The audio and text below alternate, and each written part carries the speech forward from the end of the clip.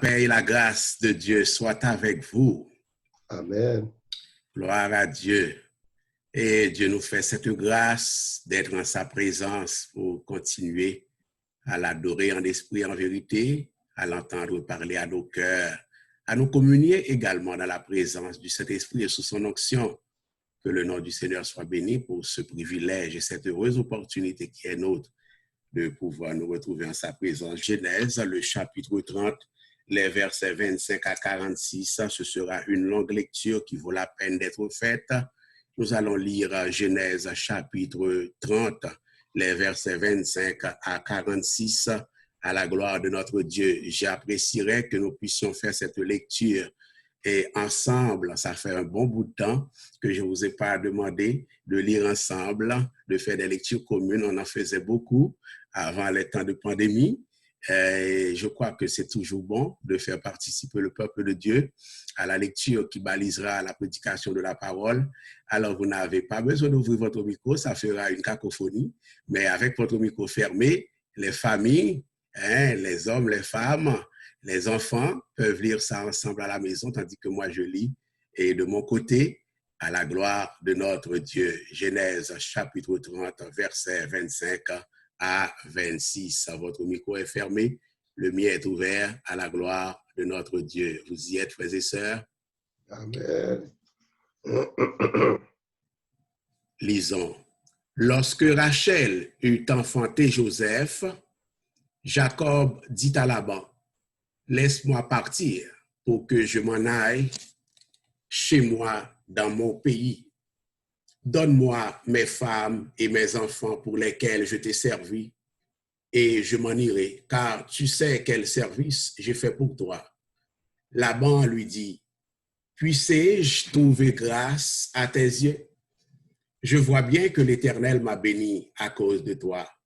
Fixe-moi ton salaire et je te le donnerai. » Jacob lui dit, « Tu sais comment je t'ai servi et ce qu'est devenu ton troupeau avec moi.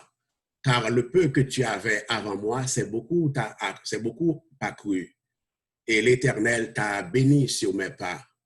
Maintenant, quand travaillerai-je aussi pour ma maison? » Laban dit, « Que te donnerai-je? » Et Jacob répondit, « Tu ne me donneras rien. Si tu consens à ce que je vais te dire, je ferai paître encore ton troupeau et je le garderai. Je parcourrai aujourd'hui tout ton troupeau, mais à part, parmi les brebis, tout agneau tacheté et marqué, et tout agneau noir, et parmi les chèvres, tout ce qui est marqué et tacheté, ce sera mon salaire. Ma droiture répondra pour moi demain, quand tu viendras voir mon salaire. Tout ce qui ne sera pas tacheté et marqué parmi les chèvres, et noir parmi les agneaux, ce sera de ma part un vol. » Verset 34, frères et sœurs, Laban dit, « Eh bien, qu'il en soit selon ta parole. » Ce même jour, il mit à part les boucs rayés et marqués, toutes les chèvres tachetées et marquées, toutes celles où il y avait du blanc, et tout ce qui était noir parmi les brebis. Il les remit entre les mains de ses fils, puis il mit l'espace de 3 journées de chemin entre lui et Jacob. Et Jacob fit paître le reste du troupeau de Laban. Puis il plaça les branches qu'il avait, et Jacob prit des branches, verset 37, Jacob prit des branches vertes de peuplier, d'amandier et de platane. Il y pela des bandes blanches, mettant à nu le blanc qui était sur les branches. Puis il plaça les branches qu'il avait pelées dans les auges, dans les abreuvoirs, sous les yeux des brebis qui venaient boire, pour qu'elles entrassent en chaleur en venant boire. Les brebis entraient en chaleur près des branches et elles faisaient des petits rayés, tachetés et marqués. Jacob séparait les agneaux et il mettait ensemble ce qui était rayé et tout ce qui était noir dans le troupeau de Laban. Il se fit ainsi des troupeaux à part qu'il ne réunit point au troupeau de Laban. Toutes les fois que les brebis vigoureuses entraient en chaleur, Jacob plaça les branches dans les auges sous les yeux des brebis pour qu'elles entrassent en chaleur près des branches. quand les brebis étaient chétives, il ne les plaçait point, de sorte que les chétives étaient pour Laban et les vigoureuses pour Jacob. Verset 43. Cet homme devint de plus en plus riche. Il eut du menu bétail en abondance, des servantes et des serviteurs, des chameaux et des ânes. Cet homme devint de plus en plus riche. Il eut du menu bétail en abondance, des servantes et des serviteurs, des chameaux et des ânes. Dès le Seigneur, dans son amour incommensurable, frères et sœurs, bénir et sanctifier la lecture de sa sainte parole pour la plus parfaite édification commune de nos âmes. Amen. Amen. Depuis un certain temps, frères et sœurs, j'ai commencé à vous entretenir au sujet de ce sous-thème ou au sujet de ce sujet qui dit ce que l'histoire de Jacob et de sa famille nous apprend d'une vie sous le regard de Dieu. Ce que l'histoire de Jacob et de sa famille nous apprend d'une vie sous le regard de Dieu. Il y a eu quelques entrecoupures, quelques parenthèses, compte tenu du fait qu'on avait d'autres serviteurs, hommes de Dieu, qui sont venus, tant à l'interne qu'à l'externe, qui sont venus nous prêcher la parole. Et maintenant, nous recommencerons avec, et toujours sous ce thème, et une année 2020 sur le regard de notre Dieu, ce sous-thème qui dit ce que l'histoire de Jacob et de sa famille nous apprend d'une vie sous le regard de Dieu, frères et sœurs. Nous avons parlé de Jacob qui est allé chez son oncle Laban, qui est arrivé là. Nous avons vu un dernier message, on a entendu un dernier message où Laban a fait une expérience et Jacob a fait une expérience somme toute malheureuse dans ses premières années de service chez Laban. Et Jacob est dans la maison de Laban. J'avais expliqué des choses sur lesquelles nous ne pouvons pas revenir compte tenu de la contrainte du temps. Mais sachez que maintenant, Jacob est dans la maison de Laban depuis plus de 14 ans. Il est allé là, il a travaillé 7 ans pour avoir une femme qu'il n'a pas pu avoir parce que son oncle l'avait trompé et il a dû travailler 7 autres années supplémentaires pour avoir la femme de son rêve. Vous connaissez l'histoire. Jacob est donc dans la maison de Laban depuis plus de 14 ans. Entre-temps, plusieurs choses se sont passées, frères et sœurs. Et ces deux femmes, les deux sœurs, Léa et Rachel, aidées chacune par sa servante, respectivement Zilpa et Bila, et lui ont donné 11 fils et une fille. Et dans des conditions assez troublantes, certes, mais nous savons que malgré cela, la main de l'Éternel était sur cette famille pour accomplir son plan de bénédiction, frères et sœurs, sur son serviteur Jacob. Et en dépit de la tromperie dont je viens de parler et de son oncle Laban, frères et sœurs, Jacob ne s'est pas découragé et encore moins, il ne s'est pas vengé. Il a servi Laban et fidèlement et par la grâce du Seigneur et il a tenu parole, il a tenu bon, frères et sœurs. Cela dit, maintenant, au terme des 14 années de service chez Laban, suivant une révélation qu'il a eue de la part de l'Éternel, Jacob demande à Laban, son oncle, son patron, et la permission de retourner chez lui avec ses femmes et ses enfants, selon les versets 25 à 26, où il dit « Laisse-moi partir pour que je m'en aille chez moi ». Et vous connaissez la suite du verset. Je ne veux pas des deux versets, je ne veux pas les relire. Évidemment, frères et sœurs, vous l'aurez compris, Laban ne veut pas que Jacob quitte sa maison, compte tenu des bons et loyaux services que Jacob lui a rendus durant ces 14 années de misère. Dès lors, frères et sœurs, Laban tente, ne serait-ce que poliment, de dissuader Jacob de quitter sa maison ou bien de partir en lui proposant un salaire s'il continue de travailler pour lui. Nous trouvons cela au verset 27 à 28 et j'amorce seulement la lecture de ces deux versets où Laban dit « Puisse-je trouver grâce à tes yeux ?» je vois bien que l'Éternel m'a béni à cause de toi. Fixe-moi ton salaire et je te le donnerai. Remarquez bien, Jacob et Laban s'entendent parfaitement sur une chose, à savoir que les services de Jacob ont été rentables, ont été bénissants pour Laban, frères et sœurs. Laban dit, je vois bien que l'Éternel m'a béni à cause de toi. Et au verset 29. Et au verset 30, Jacob lui-même dit, le peu que tu avais avant moi, c'est beaucoup accru et l'Éternel t'a béni sur mes parts. Cela dit, mes bien-aimés, Jacob soumet à Laban la condition à laquelle il peut continuer à le servir si, évidemment, si naturellement, Laban accepte la condition qu'il va lui proposer. La condition est qu'à partir d'aujourd'hui, du jour où il s'entretenait, où il parlait, Laban lui donne les brebis et les chèvres tachetées. Tacheté, ça veut dire qu'il y a des taches.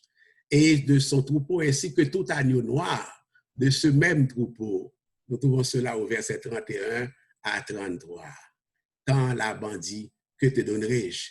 Jacob répondit, tu ne me donneras rien si tu consens à ce que je vais te dire. Je ferai paître encore ton troupeau et je le garderai. Je parcourrai aujourd'hui tout ton troupeau, mais à part, parmi les brebis, tout agneau tacheté et marté et tout agneau noir. Notez bien cela, vous en aurez besoin tout à l'heure pour comprendre les oracles divins ce matin. Tout agneau tacheté et marté, c'est-à-dire qui ont des marques, et tout agneau noir, et parmi les chèvres, tout ce qui est marqué et tacheté, ce sera mon salaire. Et au verset 33, frères et sœurs, le serviteur de Dieu dit ceci, ma droiture répondra pour moi demain quand tu viendras voir mon salaire. Tout ce qui ne sera pas tacheté, marqué parmi les chèvres et noir parmi les agneaux, ce sera de ma part un vol. Souhait, m'gaye bête qui vient pour moi, qui pas tacheté, qui pas marqué, on essaie voler, on met considéré comme un volet, ou met arrêté, mettre dans prison, parce que c'est seulement ça qui t'a acheté que moi besoin, frères et sœurs. Vous comprenez la situation? Laban accepte avec joie, frères et sœurs, et même avec rapidité, oh, cette condition, cette aubaine, cette condition qui semble faire son affaire au détriment de Jacob, puisque les bêtes achetées, frères et sœurs, et c'est pas hier, ça date pas de l'Ancien Testament seulement. Même aujourd'hui, les bêtes achetées et marquées étaient relativement plus rares, même pas relativement, étaient très rares, plus rares que les bêtes, eh bien, qui ne sont pas tachetées, que les bêtes, que le monde qui parle français, les bêtes monochromes, ou bien les bêtes d'une seule couleur. Donc, si je dis à l'entrée, ou paraître dans bergerie, ou regarder moutons, ou gagner très peu de moutons noirs, comparativement à reste moutons qui tout blanc. Et soit regarder dans parmi chèvres, et ou après gagner qui souvent de couleur sombre, et c'est la tendance, frères et sœurs. Et voilà pourquoi la banque sautait sur l'occasion. Elle dit, mais je ne sais pas moi des moyens, parce que je connais normalement, naturellement, pas bien en pile, bête qui t'achetait, frères et sœurs. Au verset 34 à 35, la Bible dit, la banque dit, eh bien, qu'il en soit selon ta parole. Nous l'avons lu ensemble. Eh bien, ce même jour, frères et sœurs, Laban mit à part les bouts rayés et marqués, toutes les chèvres tachetées et marquées, toutes celles où il y avait du blanc, et tout ce qui était noir parmi les brebis, etc. Et remarquez ce qu'il fait. Il est remis entre les mains de ses fils. Puis, il mit l'espace de 3 journées de chemin entre lui et Jacob. Remarquez bien, il fait tout cela pour s'assurer que Jacob ne triche pas. C'est-à-dire que Jacob pas prend bête qui t'a acheté, qui déjà existait dans tout pour l'IA, pour lui mettre, pour lui dire c'est pour lui. Il assure lui que il prend, il retire tout de suite, d'avance, il mettait à part, il va petit li garder. Et puis, bête, et les mettait à une distance de 3 jours de marche. Donc, comme ça, il est sûr que Jacob pas pleuve dans la nuit pour aller prendre bête rayée, pour le dire ça, c'est bête pas moins, frères et sœurs. Remarquez bien, il sépare dès le départ tous les animaux tachetés et les agneaux noirs et les confie à son fils à une distance de 3 jours de marche. Ainsi, mes bien-aimés, Jacob s'occupe maintenant uniquement des troupeaux de brebis blanches. Regardez bien, il s'occupe maintenant uniquement des troupeaux de brebis blanches. Notez cela, de chèvres brunes ou noires qui appartiennent toutes à Laban. Ça qui t'a acheté ou déjà parti. ça qui marque déjà parti. Donc, frères et sœurs, comprenez bien, nous sommes un peuple intelligent dans le Seigneur. Comprenez bien, à moins d'un miracle du Seigneur, Jacob n'aura pas de salaire parce que les bêtes tachetées ne sont pas censées produire des bêtes non tachetées ne sont pas censées produire des bêtes non tachetées. Apparemment, la science fait des efforts maintenant pour qu'il en soit possible. Il y a des circonstances particulières et qui font que cela soit possible. Mais la tendance n'était pas cela. Donc, à moins d'un miracle du Seigneur, je me répète, il n'aura pas de salaire ou pas beaucoup de salaire, frères et sœurs, en réclamant les bêtes tachetées et marquées. Mais c'était sans compter la fidélité de Dieu. C'était sans compter la grâce de Dieu. Et c'était sans compter la fidélité de Dieu, la souveraineté de Dieu, pardon, lorsque Laban a séparé tout de suite les bêtes et ces bêtes qu'il a remis à ses fils, frères et sœurs. Suivant les versets 37 à 42, je ne vais pas vous les relire. Vous les avez lus, versets 37 à 42. Jacob pèle des branches vertes de peuplier, frères et sœurs. Donc, c'est un arbre. D'amandier, un autre arbre. Et de platane, un autre arbre.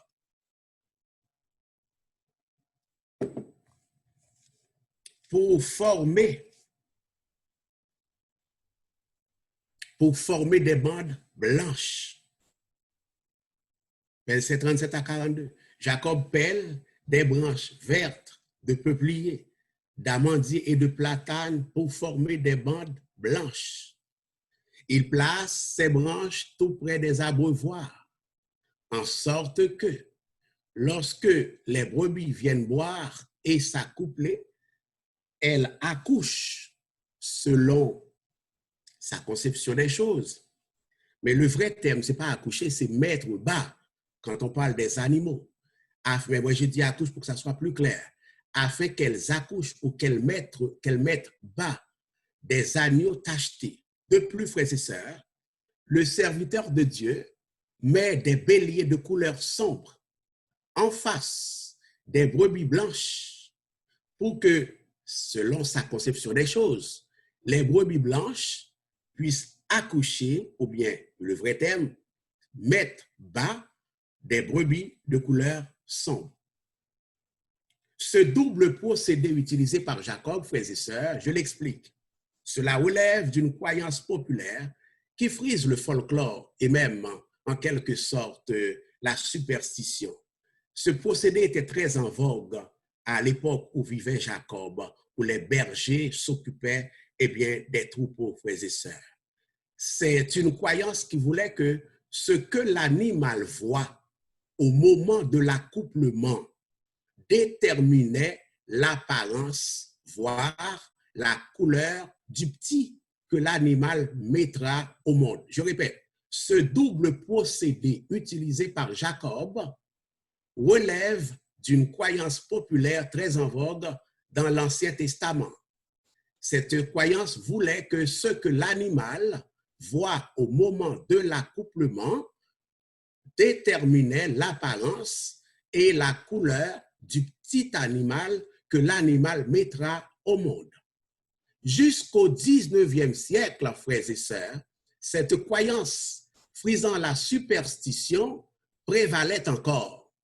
Les bergers au 19e siècle qui souhaitaient avoir des moutons blancs avaient l'habitude de mettre des pierres blanches et d'étendre des draps blancs dans les bergeries en pensant que, selon cette croyance même superstitieuse, que cela favoriserait la production de moutons blancs. Il y en a qui allaient même jusqu'à la forme. Voilà pourquoi Jacob utilise ces bandes de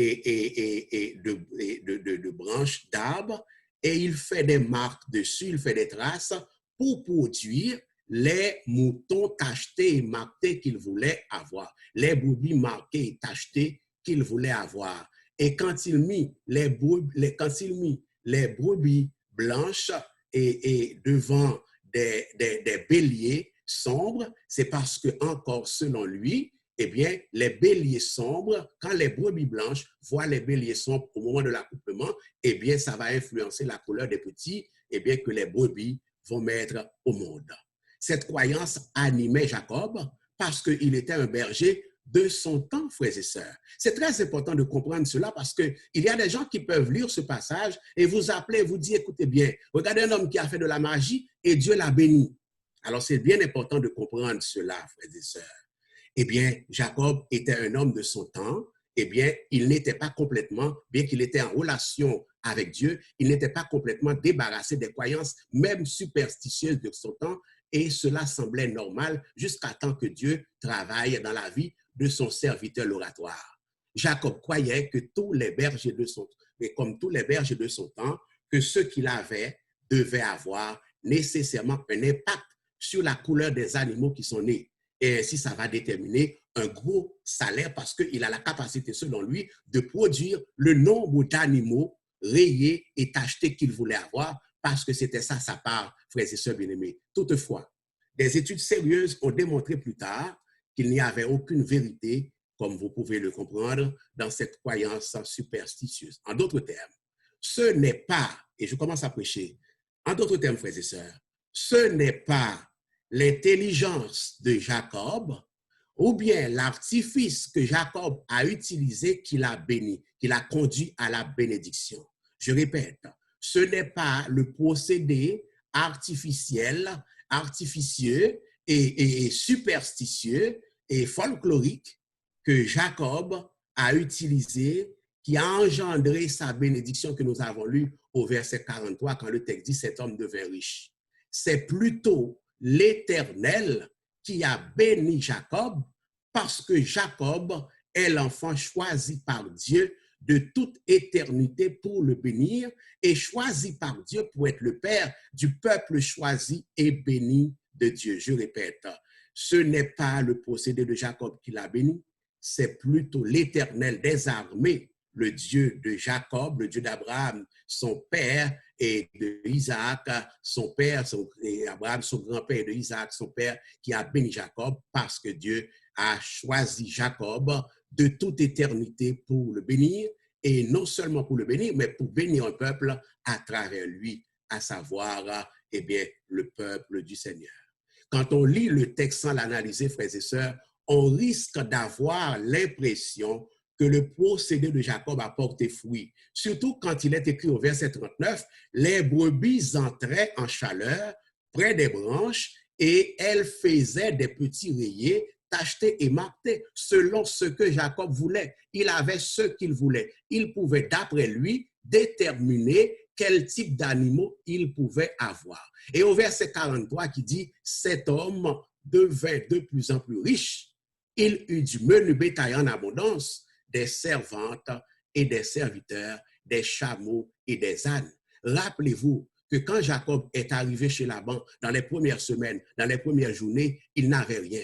Il n'avait qu'un bâton et de l'huile d'onction. Rappelez-vous l'oratoire. 14 ans plus tard, et 20 ans après la vision de Béthel, dont je vous ai parlé, sur laquelle j'ai prêché en Genèse 28, la Bible dit cet homme de 20 ans plus tard, 20 ans plus tard par rapport à la vision de Béthel, quand Dieu est arrivé, quand Dieu s'est révélé à lui au sommet de l'échelle pour lui dire qu'il va le bénir, Dieu a tenu promesse, mais on est 20 ans plus tard à l'oratoire. Et c'est 14 ans après être arrivé chez Laban avec 2 bras balancés, frères et sœurs. Il n'avait même pas d'argent pour acheter sa femme, puisque c'est comme ça marchait à l'époque, au point qu'il a dû travailler 7 ans pour avoir, eh bien, la femme qu'il devait avoir, frères et sœurs. Et maintenant, verset 43, cet homme devint de plus en plus riche. Il eut du menu bétail en abondance, des servantes et des serviteurs, des chameaux et des ânes. Et sous besoin d'une idée, si vous voulez avoir une idée plus approfondie, plus ample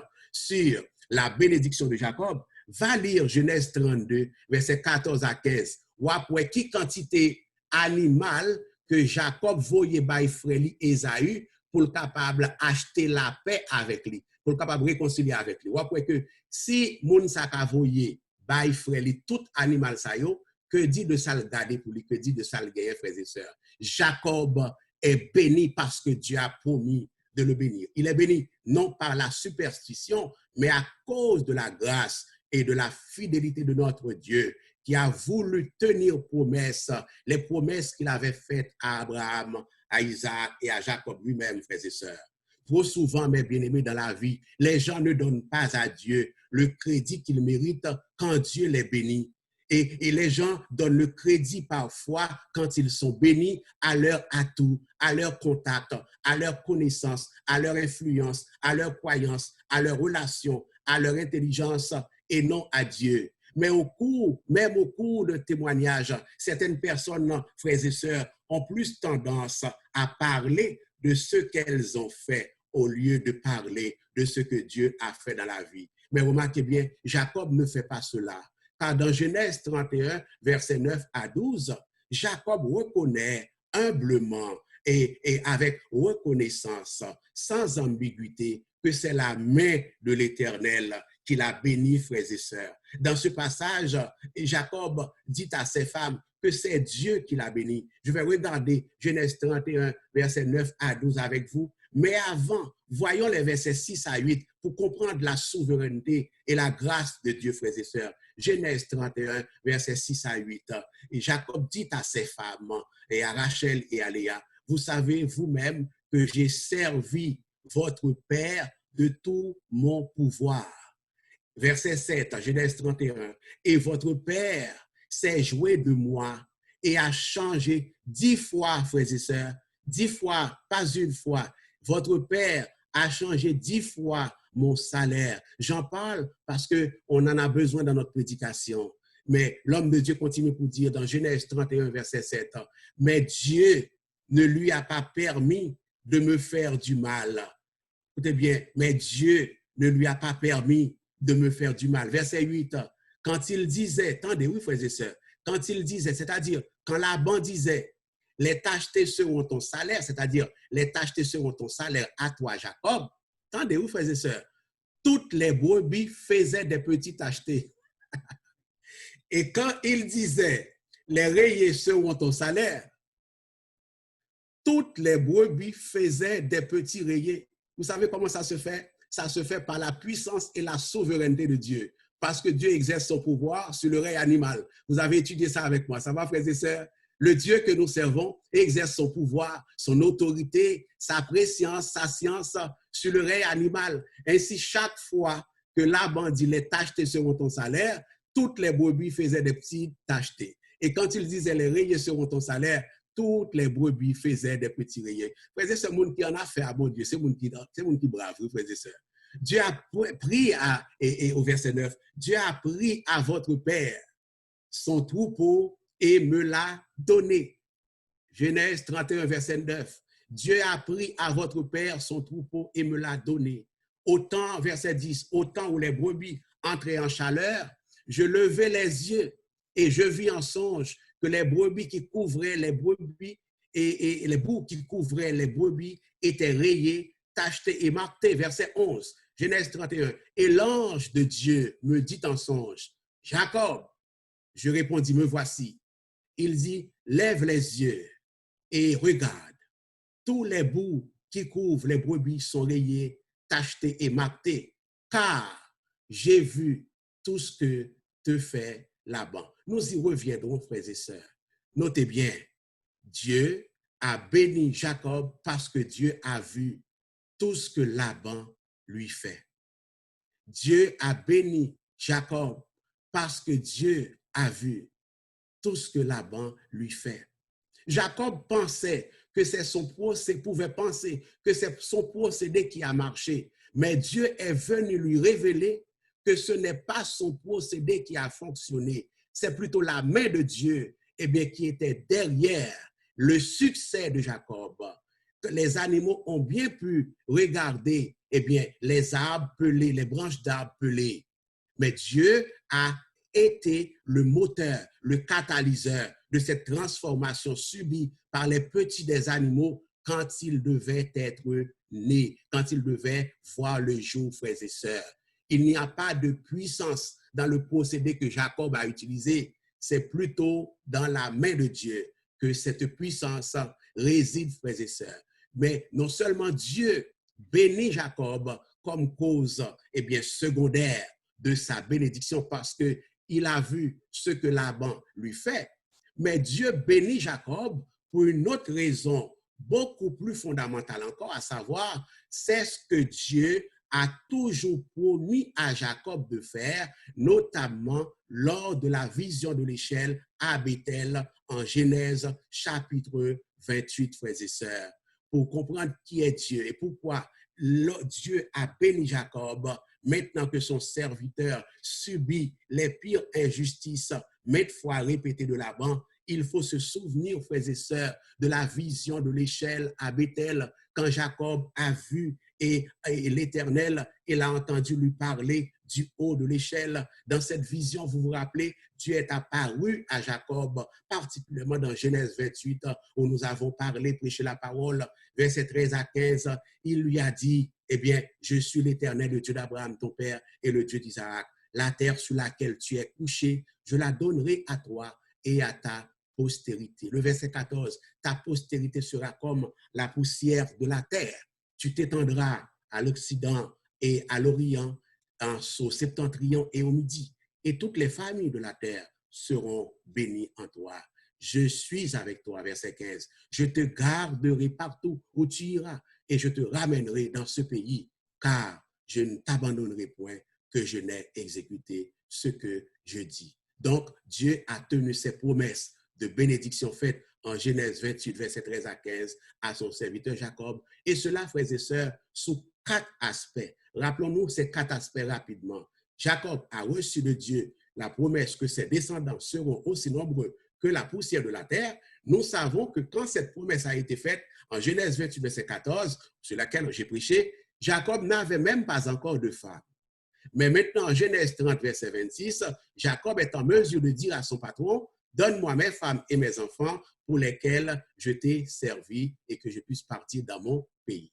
Regardez bien, cet aspect de la bénédiction est accompli. Dieu a rempli cette promesse dans la vie de son serviteur, malgré tout le déséquilibre qu'il y avait dans sa famille, ce déséquilibre qui est dû à la faiblesse humaine, à la tromperie, à la jalousie, au chagrin d'amour de Jacob lui-même. Mais Dieu a béni, malgré cela, son serviteur, parce que c'était là la promesse de Dieu, frères et sœurs. Deuxième aspect de la bénédiction, rapidement. Dieu avait dit à Jacob que toutes les familles de la terre seraient bénies en lui et en sa postérité, en Genèse 28, verset 14, que nous venons de lire.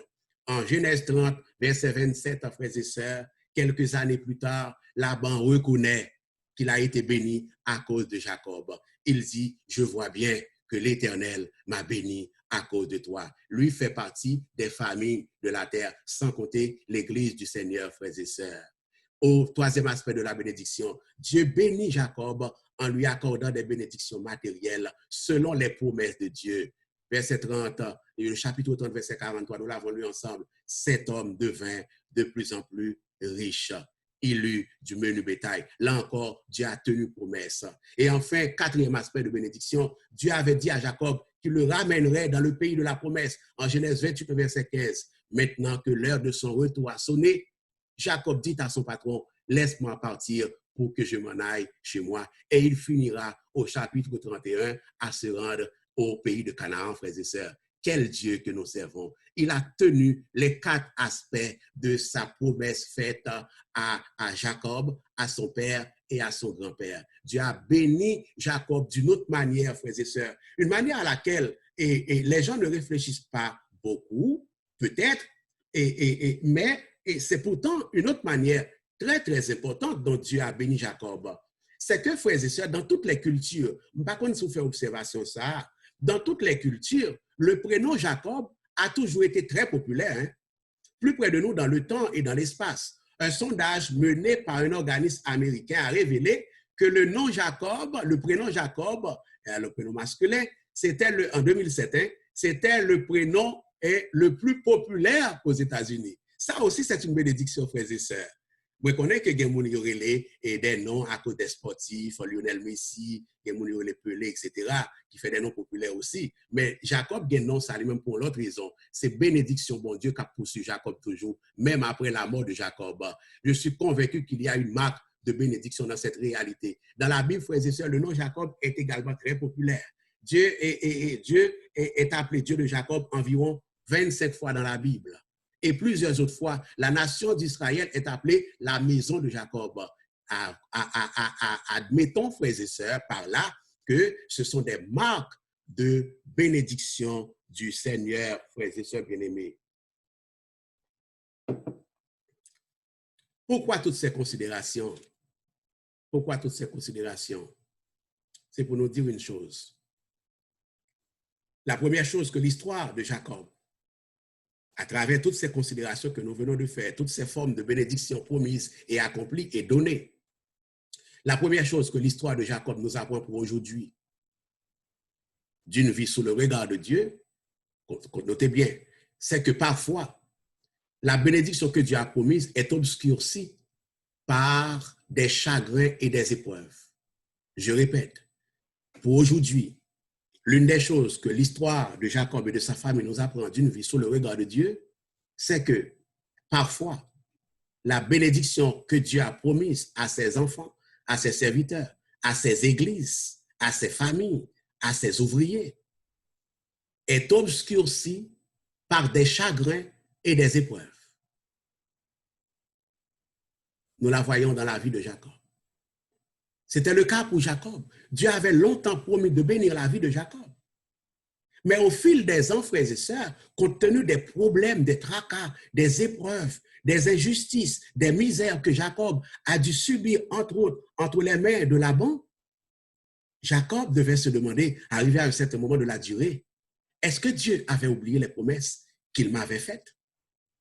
Nous l'avons lu à l'instant, parlant à ses femmes, Jacob reconnaît que la vie n'était pas toujours rose pour lui. Jacob reconnaît parlant à ses femmes ou à ses femmes parlant, il reconnaît que la vie ne roulait pas toujours pour lui comme sur des roulettes, quoiqu'il était porteur de promesses de bénédictions abondantes, extraordinaires de la part de Dieu. Jacob dit à ses femmes en Genèse 31, verset 6 à 7, je vous le relis rapidement, vous savez vous-même que j'ai servi votre père de tout mon pouvoir et votre père sait jouer de moi. Ou capable un serviteur de Dieu et puis moun jouer de où? Ou capable l'église bénie et puis moun jouer de où? Ou capable appelé par Dieu, moun jouer de où? Ou capable en famille bénie et puis moun jouer de où? Comment réagissez-vous l'oratoire lorsque les promesses de bénédiction vous semblent tarder à s'accomplir? Comment réagissez-vous, famille de l'oratoire, les hommes et les femmes de l'oratoire, la jeunesse de l'oratoire, pasteurs de l'oratoire, ouvriers de l'oratoire? Comment réagissez-vous lorsque la vie bénie que Dieu promet à son Église, que Dieu promet à votre famille, que Dieu promet à votre ministère, à votre carrière, n'est pas celle que vous vivez en ce moment, du moins d'après votre conception, d'après votre vision des choses de Dieu? Pensez-y. La deuxième chose que l'histoire de Jacob et de sa famille nous apprend aujourd'hui d'une vie sous le regard de Dieu, frères et sœurs, c'est que parfois, Dieu prend son temps avant d'accorder certaines bénédictions. Je répète, parfois, Dieu prend son temps avant d'accorder certaines bénédictions. Nous voyons clairement que l'histoire de Jacob s'étend sur de longues années de déception, de longues années d'épreuves, de longues années de frustration, et ce, même si Dieu lui a promis de le bénir. Mais Dieu finit toujours par tenir promesse, Dieu finit toujours par bénir Jacob, car ce que sa bouche a dit, sa main l'accomplit, frères et sœurs. Dieu fonctionne parfois de cette façon. Ces bénédictions ne tardent pas toujours à venir, mais elles peuvent parfois tarder. Dieu a un calendrier l'oratoire, un calendrier d'action bien établi au profit de chacun de ses enfants, de chaque famille qu'il aime, de chaque famille qu'il adore, de chaque famille qui le sert. Et il n'entend pas bousculer ce calendrier pour rien au monde, frères et sœurs. Et les enfants de Dieu doivent comprendre cela et vivre avec.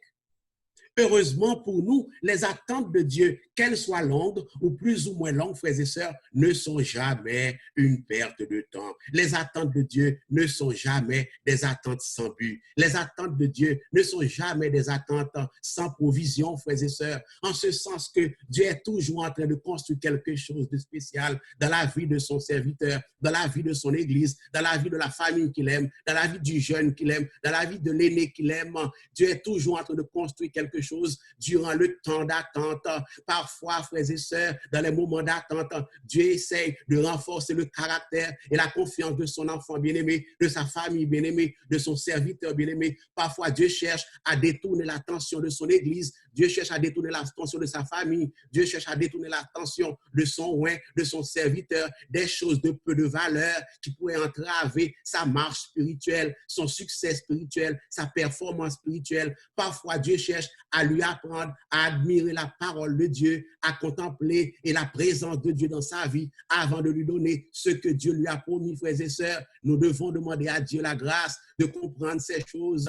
Le fait est que dans ces moments-là, dans ces moments d'attente, Dieu est en train de travailler. Nous devons nous souvenir, frères et sœurs, du psaume 27, dans ces moments d'attente, le verset 14, psaume 27, qui nous dit « Espère en l'Éternel, fortifie-toi et que ton cœur s'affermisse. Espère en l'Éternel. » Dans nos moments d'attente, disons, avec le psaume 27, le verset 14, avec une autre traduction, « Attendez le Seigneur, soyez forts et prenez courage et attendez le Seigneur. » La troisième chose que l'histoire, en fait, que l'histoire de Jacob et de sa famille nous apprend d'une vie sous le regard de Dieu aujourd'hui, frères et sœurs, c'est que Dieu voit nos besoins.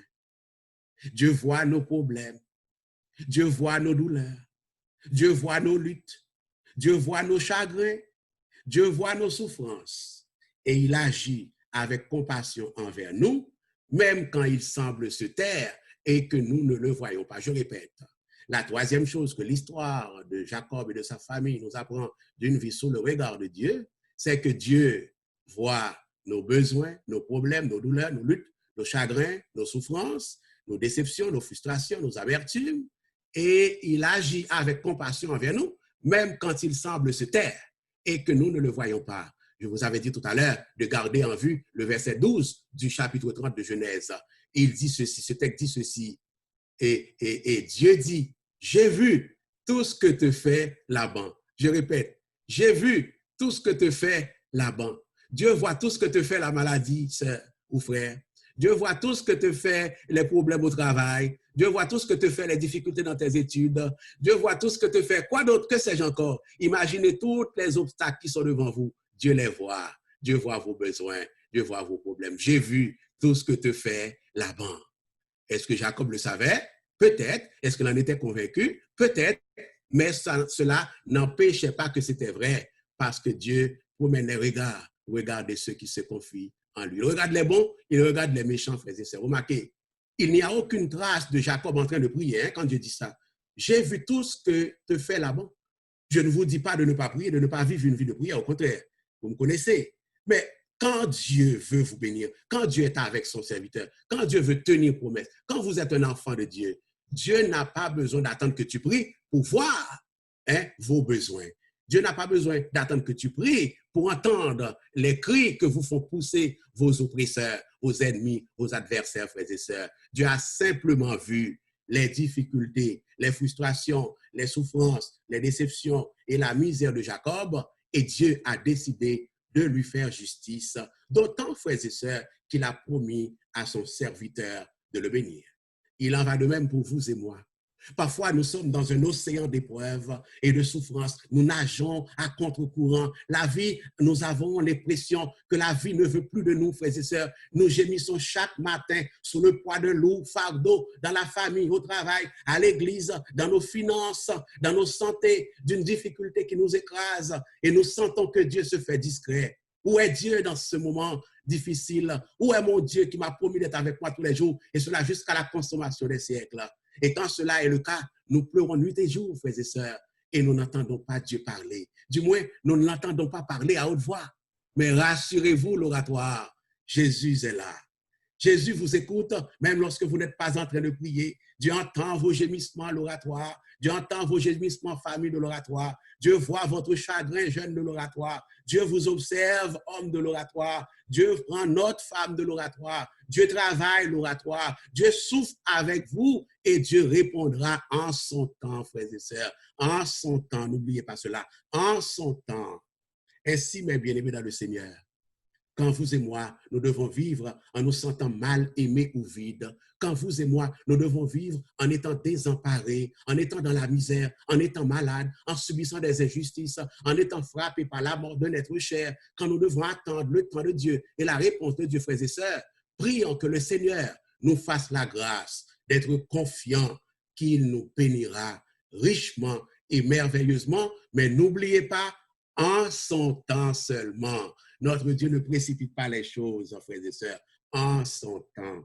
Vous vous rappelez, mes bien-aimés, lorsque l'apôtre Pierre a écrit aux chrétiens et persécutés du Pont et de la Galatie, Pierre leur a partagé ces paroles réconfortantes dans le Seigneur, dans 1 Pierre chapitre 5, verset 10 à 11, en disant « Le Dieu de toute grâce, qui vous a appelé en Jésus-Christ à sa gloire éternelle, après que vous aurez souffert un peu de temps, vous perfectionnera lui-même, vous affermira, vous fortifiera, vous rendra inébranlable. À lui soit la puissance au siècle des siècles. Amen. » Ainsi, mes bien-aimés, quand nous devons vivre en étant désemparés, lisons la parole de Dieu pour renforcer notre confiance dans l'amour, la grâce et la fidélité de Dieu. Pendant les temps d'attente, frères et sœurs, prions et demandons à des chrétiens matures et en qui nous pouvons avoir confiance, de prier pour nous afin que Dieu renforce et affermisse notre foi pour apprendre à cultiver une attente confiante à l'égard de notre Dieu qui nous dit d'attendre. Une autre chose importante à retenir, frères et sœurs, c'est que nous sommes dans l'attente. Lorsque nous sommes dans l'attente du temps de Dieu, ce n'est pas le moment d'abandonner l'Église. Ce n'est pas le moment d'abandonner la communion fraternelle. Lorsque nous attendons Dieu, l'une des pires choses que vous et moi, nous pouvons faire ou bien nous puissions faire dans les moments d'attente et du temps de Dieu, c'est de renoncer à l'Église. C'est de renoncer à la communion avec les autres croyants. Il faut toujours, mes bien-aimés, rester collé sur Dieu. Il faut toujours rester collé sur l'Église. Il faut toujours rester collé sur nos frères et sœurs, surtout ceux-là qui sont spirituels, en qui nous pouvons avoir confiance, frères et sœurs, car c'est la volonté de Dieu pour nous de nous aider à traverser les moments difficiles ensemble, frères et sœurs.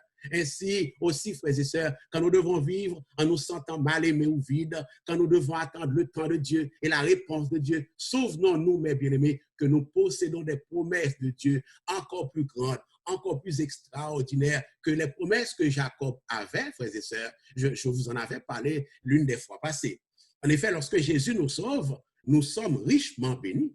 Nous n'avons pas le même nombre de moutons, de brebis, de servantes, de béliers que Jacob en avait, de chameaux, d'ânes, d'ânesses. C'est vrai, nous n'avons peut-être pas de ces bénédictions matérielles-là, frères et sœurs. Vous et moi, nous luttons pour joindre les deux bouts, mais nous ne sommes pas moins bénis que Jacob dans le Seigneur, dans le Fils de Jacob, frères et sœurs. Nous sommes adoptés par Dieu qui est devenu notre Père en Jésus-Christ, le Fils de Jacob, le petit-fils, l'arrière-petit-fils de Jacob, et nous avons la présence sanctifiante et vivifiante de Dieu pour nous aider et nous consoler dans la vie. C'est une bénédiction, frères et sœurs.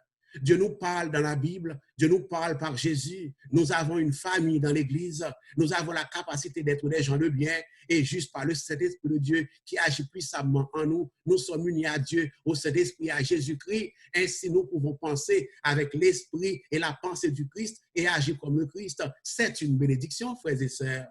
Nous possédons des promesses de Dieu encore plus grandes et extraordinaires que Jacob également, en ce que nous disposons du soutien de notre Dieu chaque jour pour chaque difficulté dans la vie. Dieu nous aime en tout temps, malgré nos manquements et nos imperfections. Ce sont des bénédictions à ne pas négliger, frères et sœurs. Même si nous n'avons pas autant de chameaux que Jacob, la mort n'a plus de pouvoir sur nous parce que nous avons l'espérance certaine de la vie éternelle. Nos vies qui étaient vides autrefois avant la conversion, assoiffées et affamées, et sont maintenant remplies de la présence de Dieu. C'est une bénédiction, frères et sœurs. Nous avons été rassasiés et désaltérés par Dieu en Jésus-Christ. Nous qui étions des boiteux, maintenant nous marchons par la grâce de Dieu. Nous qui étions des aveugles, maintenant nous voyons par la grâce de Dieu. C'est une bénédiction, frères et sœurs. Autant dire que si vous et moi, nous connaissons une personne qui a désespérément besoin de l'amour de Marie, Si vous et moi, nous connaissons des personnes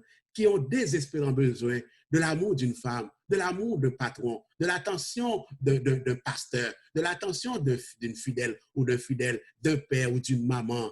Si vous connaissez des adultes, des aînés qui ont besoin de l'attention de leur enfant, de leur fils, une personne qui s'efforce toujours d'accomplir quelque chose de plus, en espérant toujours un jour qu'un accomplissement de plus, un effort de plus, lui ferait gagner l'amour dont il a besoin. Parlez-lui donc de l'amour de Jésus. Parlez-lui des bénédictions dont vous jouissez en Jésus-Christ. Peut-être, et s'il est déjà converti, il s'en rappellera, il arrêtera de se tracasser la tête. Ou s'il ne connaît pas encore Jésus, peut-être que cela l'amènera à vous demander de lui parler davantage de Jésus. De même, frères et sœurs, si vous connaissez quelqu'un qui vit dans la honte de ne pas pouvoir faire tout ce que le monde semble capable de faire, avoir un enfant par exemple, avoir un mari, avoir une épouse, avoir un amoureux, avoir un travail, avoir une maison, avoir une belle voiture, avoir une belle santé, avoir une belle carrière. Parlez-lui donc des bénédictions que vous avez en Jésus-Christ. Peut-être que s'il est déjà converti, il s'en rappellera, il va dire, ah, je vais arrêter de me tracasser la tête. Ou alors, s'il ne connaît pas encore Jésus, il va vous demander de lui en parler davantage, frères et sœurs. Enfin, mes bien-aimés, enfin, j'achève. Dans nos souffrances, dans votre souffrance, dans ma souffrance, dans l'attente d'une réponse de Dieu, dans l'attente de la manifestation de la gloire de Dieu, dans l'attente, de l'accomplissement des promesses de bénédiction de Dieu, ne péchez pas. Je répète, enfin, dans notre souffrance, dans l'attente de l'accomplissement des bénédictions promises par Dieu, ne péchez pas. Tant pis de grâce. Je sais que vous le faites déjà, mais ne péchons. Ok, je vais dire, ne péchons pas. Donc, pasteur là dans tout. Ne péchons pas. Ne commençons pas à accuser les autres, à blâmer les autres. C'est à cause de ma femme, c'est à cause de mon mari que c'est arrivé. Ça se peut que ce soit à cause de ton mari. Ça se peut que ce soit à cause de ton pasteur. Ça se peut que ce soit à cause de ta négligence. Et ça se peut, si c'est le cas, on va faire une évaluation responsable, chrétienne, biblique, humble, mais arrêtons de grâce de chercher le problème ailleurs. Parfois, et même souvent, c'est Dieu qui nous fait attendre. Ce n'est pas personne qui est responsable. C'est Dieu qui nous dit, attends, ça m'a baillé la abvini, mais tant, mon travail m'a fait avant m'baili. Mon travail m'a fait dans la vie l'église là, avant m'baili. Mon travail m'a fait dans la vie famille là, avant m'baili. Mon travail m'a fait dans la vie fidèle là, puis Maria, madame là, petite là, avant m'bail bénédiction. Mon travail m'a fait dans quartier là, avant m'bail bénédiction. Pas besoin de paniquer, pas besoin de tirer boulette yon sous l'autre. Attendons le jour du Seigneur, attendons l'heure du Seigneur, attendons la bénédiction promise. La seule manière d'attendre, c'est dans la confiance et la prière. Pas besoin de blâmer personne d'autre, frères et sœurs. Nous nous tirons souvent, vous et moi, dans les pieds lorsque nous adoptons des attitudes de ce genre. Ce que nous faisons, c'est que Dieu ne l'apprécie pas. Hein? Dieu ne l'apprécie pas. Donc, attendons ce que Dieu a promis. Soyons bibliques dans ce temps-là, restons dans la prière dans ce temps-là, restons dans la communion dans ce temps-là, restons dans l'unité dans la famille dans ce temps-là, ou bien dans l'église, ça dépend de n'importe où, mais s'il te plaît, ne péchons pas. Évitons ces choses et soyons prudents. Je termine en vous disant, il y a des moments de chagrin dans cette vie. Ah, l'oratoire, il y en a. Moi, j'en ai connu, puis j'en connais, puis c'est correct aussi, parce que la main de mon Dieu est sur moi. Oui, l'oratoire. Il y a des moments de chagrin dans cette vie. Il y en a. Pasteur, pas vin pas gagner. Oui, il y en a. C'est pas avec la conversion que ça va se terminer. Au contraire, avec la conversion, ça s'empire. Il y en a davantage. Et ces moments n'épaillent pas nécessairement ce que Dieu promet de bénir. L'histoire de Jacob et de sa famille est là pour nous en convaincre. Ce n'est pas parce que Dieu t'appelle pour te bénir. Ce n'est pas parce que tu es chrétien, tu es l'élu de Dieu, tu es le peuple choisi de Dieu que tu ne connaîtras pas des problèmes. Au contraire, tu en connaîtras parce que tu es le peuple de Dieu. C'est ce que l'histoire de Jacob et de sa famille n'a de cesse de nous montrer depuis que j'ai commencé à prêcher, frères et sœurs. Mais Dieu merci, il y a toujours notre grand Dieu qui est digne de confiance. Il y a toujours notre grand Dieu, frères et sœurs, qui est compatissant, lent à la colère, riche en bonté, qui est à l'écoute, qui regarde chaque pas que vous et moi, nous faisons sur le chemin de la vie. Il nous voit sur le chemin glissant, sur le sentier glissant de la vie. Ceux qui nous font du mal, ceux qui nous regardent mal, ceux qui nous parlent mal, il les connaît, il les voit. Il a vu ce que Laban faisait à Jacob. Contentons-nous de cela. Contentons-nous du fait que nous avons un Dieu qui voit tout, frères et sœurs. Il y a une bénédiction de notre grand Dieu qui viendra, mais il y a un temps d'attente. Dieu n'est pas pressé, Dieu ne court jamais avec ce qu'il veut donner. Il n'a pas cette façon d'agir uniquement. Parfois, il donne rapidement ce qu'il veut donner. Parfois, il dit d'attendre pour les raisons que je viens d'évoquer. Par-dessus tout, l'oratoire. Louez le Seigneur durant les temps d'attente. Servez le Seigneur durant les temps d'attente. Adorez le Seigneur durant les temps d'attente. Ne négligez pas vos temps de prière, vos temps d'adoration à l'église. Ne négligez pas vos temps d'études bibliques. Attendez dans la confiance. La louange, dit quelqu'un, porte ses fruits ou bien apporte ses fruits de délivrance, même dans le désert. La louange, l'adoration, la gloire de Dieu apporte des fruits de délivrance pour le peuple de Dieu, pour l'église de Dieu, pour les familles de Dieu, pour les jeunes de Dieu, pour les familles de Dieu, même dans la prison, même dans la fosse au lion, même dans la fournaise ardente à Babylone. La louange, la confiance, l'attente confiante apporte ses fruits, frères et sœurs. Ce que l'histoire de Jacob et de sa famille nous apprend d'une vie sous le regard de Dieu, c'est que d'abord, la bénédiction que Dieu a promise est parfois obscurcie par des chagrins et des épreuves. 2, la deuxième chose que l'histoire de Jacob nous apprend d'une vie sous le regard de Dieu, c'est que parfois Dieu prend son temps avant d'accorder certaines bénédictions. Et en tant que peuple de Dieu, nous devons l'accepter et vivre avec. La troisième chose que l'histoire de Jacob et de sa famille nous apprend pour aujourd'hui, 6 septembre 2020, en ce temps de pandémie, c'est que Dieu voit nos besoins. Il voit nos problèmes, nos détresses, nos frustrations, nos luttes, nos chagrins, nos souffrances. Et il agit avec compassion envers nous, même quand il semble se taire et absent, frères et sœurs. Je ne sais pas où est-ce que vous en êtes sur le chemin de la vie, dans votre travail, dans vos vies de famille, dans vos vies de ministère. Mais ce que je sais, c'est que Dieu vous regarde. Il voit vos pas. L'oratoire, saviez-vous une chose? Si tu as 80 ans maintenant, bon, Sergo a 52 ans, est-ce que tu sais que le nombre de pas que j'ai fait depuis que j'existe, Dieu le sait? Si tu demandes à Dieu maintenant là, combien de pas Sergo a-t-il fait dans la vie depuis qu'il est né? Ou est-ce qu'on est mon Dieu qu'a dit, moi, dans une fraction de seconde, dans un millième de seconde? Dieu connaît combien de paroles mon dit, soit en bien ou en mal. Par contre, si c'est 500. Dieu connaît combien de paroles prononcées. Depuis que tu commences à parler jusqu'à 60 ans là, jusqu'à 70 ans, 52 ans, jusqu'à 40 ans, bien, pour les plus jeunes, 30 ans. Dieu connaît combien de paroles prononcées. Dieu connaît combien de paroles mon dit. Dieu connaît combien de paroles faites, des vous faites. Même si vous avez 110 ans qu'on est là. Waouh, quel est ce Dieu, frères et sœurs? Oh mon Dieu, nous sommes bénis d'être les enfants de ce Dieu grand, glorieux et merveilleux. Amis qui nous écoutez, peut-être un ami visiteur qui est avec nous en ce moment, qui ne connaît pas encore Jésus-Christ comme sauveur, comme rédempteur, comme maître, comme Seigneur. Je vous l'offre.